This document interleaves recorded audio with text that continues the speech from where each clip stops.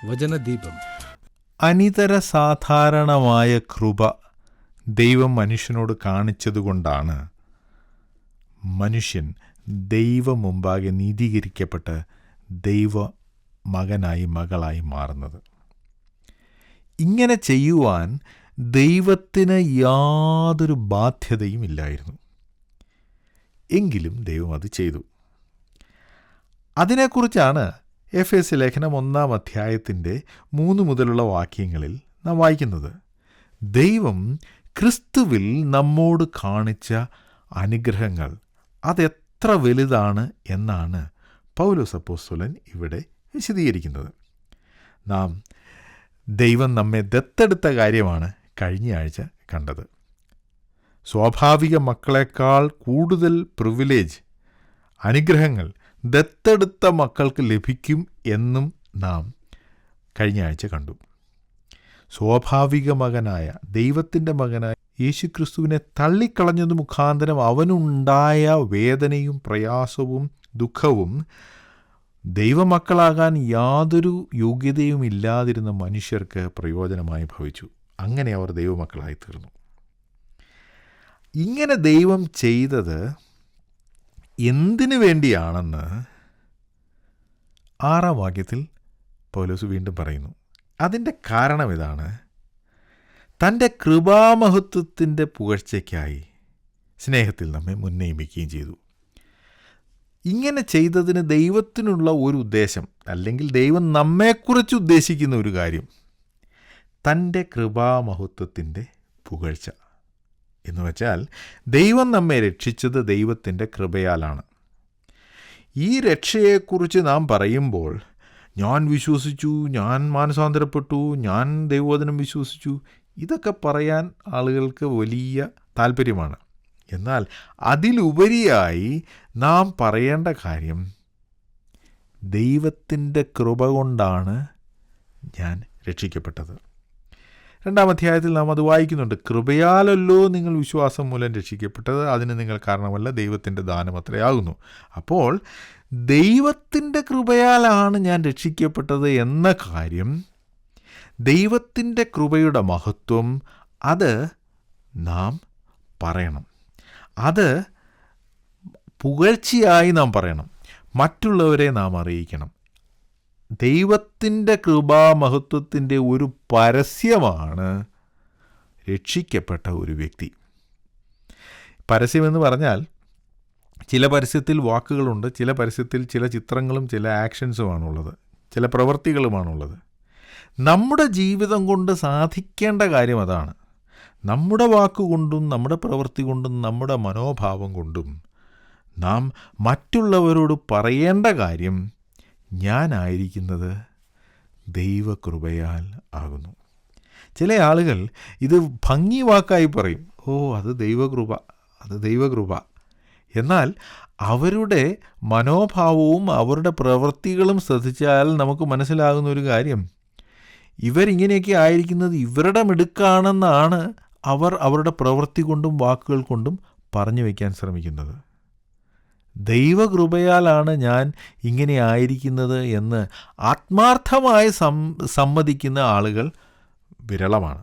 എന്നാൽ അങ്ങനെ വേണം ഒരു വിശ്വാസി ചെയ്യാൻ എന്നാണ് ഇവിടെ പൗലോസ് അപ്പോസ്തലൻ നമ്മെ ഓർമ്മിപ്പിക്കുന്നത്. അതിന് ഞാനൊരു ഉദാഹരണം പറയാം. ദൈവകൃപ കൊണ്ട് നമ്മുടെ ജീവിതത്തിൽ ഉണ്ടാകുന്ന ഏറ്റവും വലിയ അനുഗ്രഹം എന്ന് പറയുന്നത് നമുക്ക് പാപത്തിൻ്റെ മേൽ വിജയമുള്ള ഒരു ജീവിതം എന്നതാണ്. പാപത്തിൻ്റെ മേൽ വിജയമുള്ള ഒരു ജീവിതം നയിക്കാൻ നമുക്ക് ദൈവകൃപ ആവശ്യമാണ്. നമ്മുടെ സ്വയശക്തിയിൽ, നമ്മുടെ തീരുമാനശക്തിയുടെ അടിസ്ഥാനത്തിൽ ഒരിക്കലും പാപത്തിൻ്റെ മേൽ വിജയമുള്ള ഒരു ജീവിതം നമുക്ക് സാധിക്കില്ല. എന്നാൽ നാം ദൈവകൃപയാൽ പാപത്തിൻ്റെ മേൽ വിജയമുള്ള ഒരു ജീവിതം നാം നയിക്കുകയാണെങ്കിൽ നമ്മൾ ഒരിക്കലും അഹങ്കരിക്കില്ല. ഞാൻ അങ്ങനെയൊന്നും ചെയ്യുന്നില്ല, ഞാൻ ആ പാപം ചെയ്യുന്നില്ല, ഈ പാപം ചെയ്യുന്നില്ല. പരീശൻ്റെ പ്രാർത്ഥന ലൂക്കോസിൻ്റെ സുവിശേഷത്തിൽ നമ്മൾ വായിക്കുന്നുണ്ടല്ലോ, ഞാൻ ഈ നിൽക്കുന്ന ചുങ്കക്കാരനെ പോലെയല്ല. ഇത്തരത്തിലുള്ള ഒരു മനോഭാവം ഒരിക്കലും കൃപാമഹത്വത്തിൻ്റെ പുകഴ്ചയ്ക്ക് വേണ്ടി ജീവിക്കുന്ന ഒരു വിശ്വാസിയുടെ ജീവിതത്തിലുണ്ടാകുകയില്ല. അവൻ്റെ ജീവിതത്തിൽ എന്ത് നന്മയുണ്ടെങ്കിലും അത് ദൈവകൃപയാലാണ് എന്ന് അംഗീകരിക്കുവാൻ ആ വ്യക്തിക്ക് ഒരു മടിയും ഉണ്ടായിരിക്കില്ല. ഇനി ഈ വാക്യത്തിൽ പറയുന്ന മറ്റൊരു കാര്യം വലിയ ദൈവശാസ്ത്രപരമായ തർക്കങ്ങൾക്ക് കാരണമായിട്ടുണ്ട്. ആ വാക്കിതാണ്, നമ്മെ അവൻ മുൻനിയമിക്കുകയും ചെയ്തുവല്ലോ. പ്രീ ഡെസ്റ്റിനേഷൻ എന്നാണ് ഇംഗ്ലീഷിൽ പറയുന്നത്. എന്ന് വെച്ചാൽ നാം ഒരു കാര്യം അല്ലെങ്കിൽ ഒരു വ്യക്തി ഒരു തരത്തിലുള്ള വ്യക്തി ആയിത്തീരണമെന്ന് ദൈവം മുൻനിയമിച്ചിരിക്കുന്നു. ഇത് കേൾക്കുമ്പോൾ ഇന്ത്യക്കാരായ നമ്മുടെ മനസ്സിലേക്ക് വരുന്ന ഒരു വാക്കുണ്ട്. അതിതാണ് വിധി, അല്ലെങ്കിൽ നമ്മൾ തലവര എന്ന് പറയും. തലവര മാറ്റാൻ പറ്റുകയില്ല എന്നൊക്കെ നമ്മൾ സാധാരണ പറയാറുണ്ടല്ലോ. അപ്പോൾ ദൈവം ഒരാളെക്കുറിച്ച് ഒരു കാര്യം തീരുമാനിച്ചിട്ടുണ്ട്, അതേ നടക്കൂ.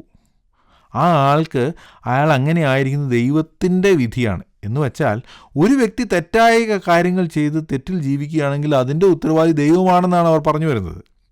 അയ്യോ, അതല്ല ഇവിടെ പറയുന്നത്. നിങ്ങൾ ഈ വാക്യം ഒന്ന് ശ്രദ്ധിച്ചു നോക്കുക. പൗലോസ് പറയുന്നത്, ദൈവം നിങ്ങളെ മുൻനിയമിച്ചിരിക്കുന്നത് കൃപാമഹത്വത്തിൻ്റെ പുകഴ്ചയ്ക്കായി. പല ആളുകളും ഇത് വായിച്ചിട്ട് ഞാൻ രക്ഷിക്കപ്പെടാത്തത് ദൈവം എന്നെ മുൻനിയമിച്ചിട്ടില്ല അതുകൊണ്ടാണെന്നാണ്. ദൈവം രക്ഷിക്കപ്പെടാനായ ആളുകളെ മുൻനിയമിച്ചിരിക്കുന്നു, അല്ലെങ്കിൽ അവരെ മുൻനിയമിച്ചിട്ടില്ല എന്ന് ബൈബിൾ പറയുന്നില്ല. മുൻനിയമനത്തിൻ്റെ കാര്യം പറയുമ്പോഴൊക്കെ രക്ഷിക്കപ്പെടുന്ന കാര്യമല്ല, മറിച്ച് രക്ഷിക്കപ്പെട്ട ആളുകൾ ചെയ്യുന്ന ശുശ്രൂഷയെക്കുറിച്ചാണ് പറഞ്ഞിരിക്കുന്നത്. 6-ാം വാക്യം തന്നെ നോക്കുക. കൃപാമഹത്വത്തിൻ്റെ പുകഴ്ചയ്ക്കായി സ്നേഹത്തിൽ നമ്മെ മുൻനിയമിക്കുകയും ചെയ്തുവല്ലോ. അപ്പോൾ ദൈവം നമ്മെ മുൻനിയമിച്ചിരിക്കുന്നത് രക്ഷിക്കപ്പെടാനല്ല, മറിച്ച് ദൈവകൃപയെക്കുറിച്ച് മറ്റുള്ളവരെ അറിയിക്കുക, മറ്റുള്ളവരോട് പറയുക എന്നതാണ്. ഇത് വ്യക്തമാക്കുന്ന വേറൊരു വാക്യം റോമാലേഖനം 8-ാം അധ്യായത്തിൽ നിന്ന് ഞാൻ വായിക്കാം. നമുക്കൊക്കെ വളരെ പരിചയമുള്ളൊരു വാക്യമാണത്. റോമർ 8:28 മുതൽ. എന്നാൽ ദൈവത്തെ സ്നേഹിക്കുന്നവർക്ക് നിർണയപ്രകാരം വിളിക്കപ്പെട്ടവർക്ക് സകലവും നന്മയ്ക്കായി കൂടി വ്യാപരിക്കുന്നു എന്ന് നാം അറിയുന്നു. ഇനി 29-ാം വാക്യം, അവൻ മുന്നറിഞ്ഞവരെ തൻ്റെ പുത്രൻ അനേകം സഹോദരന്മാരിൽ ആദ്യജാതനാകേണ്ടതിന് അവൻ്റെ സ്വരൂപത്തോട് അനുരൂപരാകുവാൻ മുൻനിയമിച്ചിരിക്കുന്നു. അപ്പോൾ മുൻനിയമിച്ചിരിക്കുന്നത് എന്തിനു വേണ്ടിയാ? രക്ഷിക്കപ്പെടാൻ വേണ്ടി, നരകത്തിൽ പോകാതിരിക്കാൻ വേണ്ടി മുൻനിയമിച്ചിരിക്കുന്നു എന്നല്ല ഇവിടെ പറയുന്നത്. പിന്നെയോ ദൈവപുത്രൻ്റെ സ്വരൂപത്തോട് അനുരൂപരായി രൂപാന്തരം പ്രാപിക്കുവാൻ വേണ്ടിയാണ്. അവൻ്റെ സ്വരൂപത്തോട് അനുരൂപരാകുവാൻ മുൻനിയമിച്ചിരിക്കുന്നു. മുൻനിയമിച്ചവരെ വിളിച്ചു, വിളിച്ചവരെ നീതീകരിച്ചു, നീതീകരിച്ചവരെ തേജസ്കരിച്ചു. പക്ഷേ മുൻനിയമിച്ചത് എന്തിനു വേണ്ടി? ദൈവം അവരെക്കുറിച്ച് ഉദ്ദേശിച്ചിരിക്കുന്ന കാര്യം സാധിക്കാൻ. അതെന്താണ്? ദൈവപുത്രൻ, അല്ലെങ്കിൽ തൻ്റെ പുത്രൻ അനേകം സഹോദരന്മാരിൽ ആദ്യജാതനാകേണ്ടതിന് അവൻ്റെ സ്വരൂപത്തോട് അനുരൂപരാകുവാൻ നിയമിച്ചിരിക്കുന്നു. അപ്പോൾ ദൈവപുത്രൻ ഒരു മൂത്ത സഹോദരനാണ്. ആ മൂത്ത സഹോദരന് ഇളയ സഹോദരന്മാരായി മാറുക എന്നതാണ് ദൈവം രക്ഷിക്കപ്പെട്ട ആളുകളെക്കുറിച്ച് ഉദ്ദേശിക്കുന്നത്.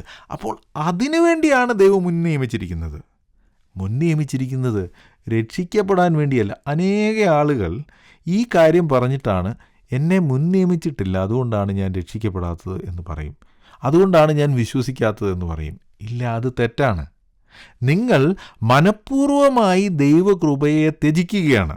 എന്നിട്ട് അതിൻ്റെ ഉത്തരവാദിത്വം ദൈവത്തിൻ്റെ മേൽ ചാരുവാൻ നിങ്ങൾ ശ്രമിക്കുന്നു. നിങ്ങൾ നിങ്ങളുടെ പാപങ്ങളെ വിട്ടു തിരിയുന്നില്ല എന്ന് മാത്രമല്ല, നിങ്ങൾ ദൈവത്തെ കുറ്റക്കാരനും അസത്യവാദിയുമാക്കുവാൻ ശ്രമിക്കുകയാണ്. അയ്യോ, അത് പാടില്ല. അങ്ങനെയല്ല. ദൈവം ആളുകളോട് കരുണ കാണിച്ചു, ഒരു രക്ഷാമാർഗം ഒരുക്കി. ദൈവം തനിക്ക് കൊടുക്കാവുന്നതിൽ ഏറ്റവും വലിയ വില കൊടുത്ത്, എന്ന് വെച്ചാൽ തൻ്റെ പ്രിയപുത്രനായ യേശുക്രിസ്തുവിനെ മരിക്കുവാനായി ഈ ഭൂമിയിലേക്ക് അയച്ചു. തൻ്റെ മരണമുഖാന്തരം ഒരുക്കിയിരിക്കുന്ന രക്ഷാമാർഗം എല്ലാവരും വിശ്വസിക്കണമെന്നും ആരും നശിച്ചു പോകരുതുമെന്നുമാണ് ദൈവം ആഗ്രഹിക്കുന്നത്. അല്ലാതെ ഇന്നിന്ന ആളുകൾ നശിച്ചു പോകണമെന്ന് ദൈവം ആഗ്രഹിക്കുന്നില്ല. അങ്ങനെ ഒരു കാര്യം ബൈബിൾ പഠിപ്പിക്കുന്നേയില്ല. എല്ലാവരും രക്ഷ പ്രാപിക്കണം, എല്ലാവരും രക്ഷിക്കപ്പെടണമെന്നാണ്, ആരും നശിച്ചു പോകരുതെന്നാണ് ദൈവം ആഗ്രഹിക്കുന്നത്. എന്നാൽ ദൈവം നമ്മെ മുൻനിയമിച്ചിരിക്കുന്നത് എന്തിനു വേണ്ടി? ദൈവത്തിൻ്റെ ശുശ്രൂഷകൾ ചെയ്യുവാൻ വേണ്ടിയും ദൈവപുത്രൻ്റെ സ്വരൂപത്തോട് അനുരൂപരായി രൂപാന്തരപ്പെടുവാനും. അപ്പോൾ നമ്മൾ ദൈവപുത്രൻ്റെ സ്വരൂപത്തോട് അനുരൂപരായി രൂപാന്തരപ്പെടുന്നില്ലെങ്കിൽ ദൈവത്തിൻ്റെ പദ്ധതിയോട് നാം സഹകരിക്കുന്നില്ല എന്ന കാര്യം ഓർത്തിരിക്കുക. ഞങ്ങളെ വിളിക്കുവാൻ ആഗ്രഹിക്കുന്നവർ 0988221957 എന്ന നമ്പറിൽ വിളിക്കുക. നമ്പർ ഒരിക്കൽ കൂടി 0988221957.